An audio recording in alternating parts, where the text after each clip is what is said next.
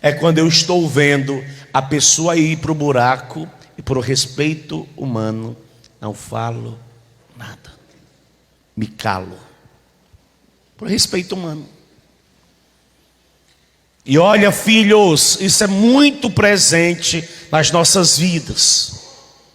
Eu não estou isento, a comunidade de servos não está isenta, ninguém está isento de ser atropelado pelo respeito humano. Às vezes a gente mantém o respeito humano para não perder, entre aspas, o amigo, a amiga. Faz vista grossa. Está vendo que a pessoa está se afundando, mas o respeito humano não me deixa chegar até ela e alertá-la daquela condição. E Dom Bosco vê isso claramente, porque todo sonho se dá a partir da realidade que Dom Bosco vivia, que era com os meninos, que era o oratório, o lugar onde ele trazia os meninos para brincar, para fazer jogos, para rezar, para assistir à missa, como eles diziam naquela época. Eram meninos que frequentavam a casa de Dom Bosco. E no sonho, Dom Bosco não vê pessoas estranhas. No sonho, Dom Bosco vê esses meninos, esses garotos. E o sonho continua. E ele vai só aumentando as realidades, piorando na verdade. Já sabes agora o que é? Sim, já sei. É o demônio que estende esses laços para fazer meus jovens cair no inferno. Observei então, com atenção, muitos laços e vi que cada um deles levava escrito o seu próprio título: laço da soberba, da desobediência, da inveja, o laço da impureza, do roubo, da gula, da preguiça, da ira e etc. Dom Bosco vê essas realidades que vão pegando os meninos, prendendo os meninos. Feito isso, coloquei-me um pouco mais atrás para observar quais daqueles laços, no meio do caminho, colhiam o maior número de jovens. Jovens, fala oi padre.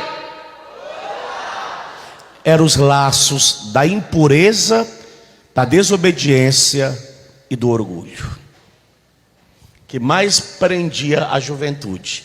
O laço da impureza, da desobediência e do orgulho. Olha como é que a desobediência aos pais reina no meio da nossa juventude. O pai falar ou não, não adianta muita coisa não. O jovem não faz caso de uma ordem dada pelo pai ou pela mãe. Falar não vai é a mesma coisa que falar vai. Ah, eu quero sair, eu for no show, não adianta, eu vou, eu quero ir, e bate o pé. Não sei como é que está a sua obediência, você que está aqui no retiro. Não responda ao padre, responda à sua consciência. Você é um jovem obediente aos seus pais? Você que está aqui no retiro. Vamos pensar na juventude lá fora não. A conversão precisa ser minha, a conversão precisa ser sua. Nós que estamos aqui, somos filhos obedientes? Somos filhos desobedientes? Obedientes nas pequenas coisas? Fazemos com gosto, fazemos com alegria, fazemos dispostos a querer fazer, ou nos sentimos obrigados a ter que fazer? Dom Bosco se colocou um pouco mais atrás e observou que estava levando os laços que estavam mais prendendo aqueles garotos, era o laço da impureza. E a impureza, você pode colocar o que você quiser. E isso na época de Dom Bosco não existia internet, ouviu? E nem existia como existe hoje esse volume todo de material pornográfico. Existia, mas não na proporção que nós temos hoje. Padre Roger me contou ontem que descendo do avião, que na nossa frente tinha uma pessoa que ele estava na cadeira do meio e eu estava no corredor. Tinha um cara no celular e ele colocou o celular assim. Não tinha como uma pessoa levantar a cabeça e não ver. Depois ele me mostrou o cara, falou: padre, aquele ali, ó, cabeça branca, um velho, casado, porque ele escreveu lá que ele era casado. Dentro do avião, disse que falando as piores baixarias para uma menina. Tanto que quando nós saímos do avião, o padre falou: meu Deus, será que essas pessoas não têm consciência de inferno mesmo? E dizia a garota que ele era casado, mas que se ele pegasse ela, e aí você possa imaginar o que você quiser de besteira. Para você ver a que nível que nós nos encontramos hoje, por causa das redes sociais. Quantos casamentos abalados por causa de rede social. Quantas mulheres tão virtuosas, mas que depois entraram de cabeça nas redes sociais e se perderam. Estão se perdendo. Quantos meninos e meninas católicos praticantes que se perderam e que estão se perdendo por essas. Quantos padres se perdendo, quantas freiras se perdendo. Ninguém está isento, filho. Quantos pastores, quantas pessoas evangélicas se perdendo, porque ninguém está isento. E Dom Bosco faz questão de frisar esse aspecto que estava arrastando a juventude dele. E aí, a esse último estavam atados os outros dois. Além desses, vi muitos outros laços que faziam grande estrago, mas não tanto como os primeiros. Sem parar de observar, vi muitos jovens, corriam mais precipitadamente que outros, e perguntei: por que essa velocidade? Porque foi-me respondido: são arrastados pelos laços do respeito humano. Repete de novo. Olhando mais ainda atentamente, vi que por entre esses laços havia muitas facas espalhadas, ali colocadas por mão providencial, e serviam para cortá-los e rompê-los. A faca maior era contra o laço do orgulho e representava a meditação, coisas da época que Dom Bosco ensinava os garotos. Outra faca também grande, mas um pouco menor, significava a leitura espiritual bem feita, aquilo que ele aplicava dentro da casa salesiana. Havia também duas espadas.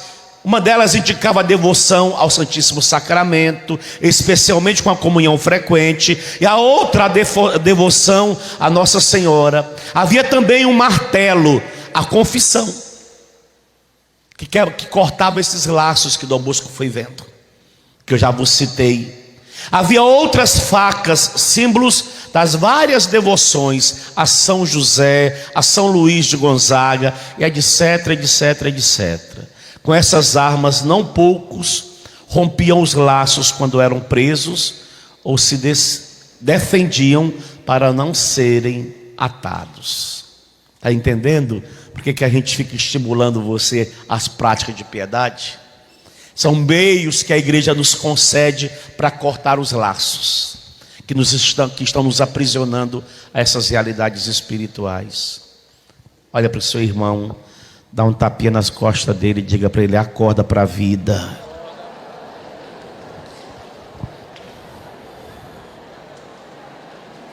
Amém? É para acordar mesmo para a vida. E Dom Bosco vai só indo de precipício abaixo, e ele quer voltar. Ele pede para aquele homem que está conduzindo: por caridade, voltemos para trás. Se continuarmos adiante, como faremos para retornar ao oratório? Ser-me-á impossível subir essa encosta, porque é um precipício, é um buraco. O guia respondeu resolutamente: agora que chegamos a este ponto, queres que te deixe só? Diante da ameaça, exclamei em tom dolorido: sem ti, como poderei voltar atrás ou continuar a viagem? Pois bem, segue-me, acrescentou. Levantei-me e continuamos descendo.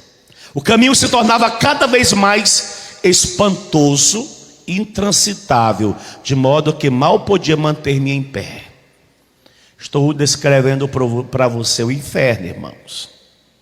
Eis que no fundo desse precipício, que terminava num vale sombrio, apareceu um imenso edifício que exibia diante de nosso caminho uma porta altíssima, fechada. Chegamos ao fundo do precipício, um calor sufocante me oprimia, e uma densa fumaça esverdeada se elevava em torno das muralhas, marcada por chamas cor de sangue. Levantei os olhos para ver a altura dos muros, eram mais altos que uma montanha. Perguntei ao guia: onde é que nos encontramos? Que é isso? Lê naquela porta, respondeu, pela inscrição saberemos onde estamos. Olhei e vi escrito na porta: onde não há redenção.